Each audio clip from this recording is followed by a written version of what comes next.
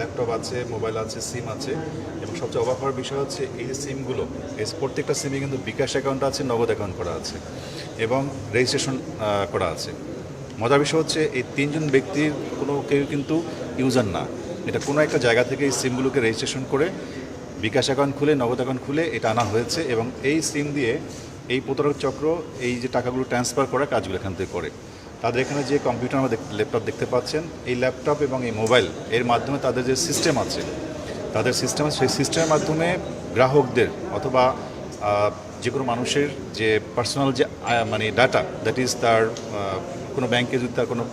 Profile ID থাকে, সেই profile ID that is user ID এবং তার পাসওয়ার্ড, তারা সেখান থেকে তাদের যে টেকনিক আছে, সিস্টেম আছে, সেখান থেকে তারা এটা কপি করে নিয়ে যায় এবং তাদের যে ইমেল অ্যাড্রেস আছে, সেই ইমেল অ্যাড্রেস সেখান থেকে তারা হ্যাক করে নিয়ে যায়। ইমেল অ্যাড্রেস এবং ব্যাংকের যে আইডি, এটা হ্যাক করার মাধ্যমে সমস্ত ডাটা তার কাছে চলে আসে। পরবর্তীতে তারা মেইল ফরওয়ার্ডিং করে, অর্থাৎ যে ব্যক্তির মেইলটি হ্যাক হলো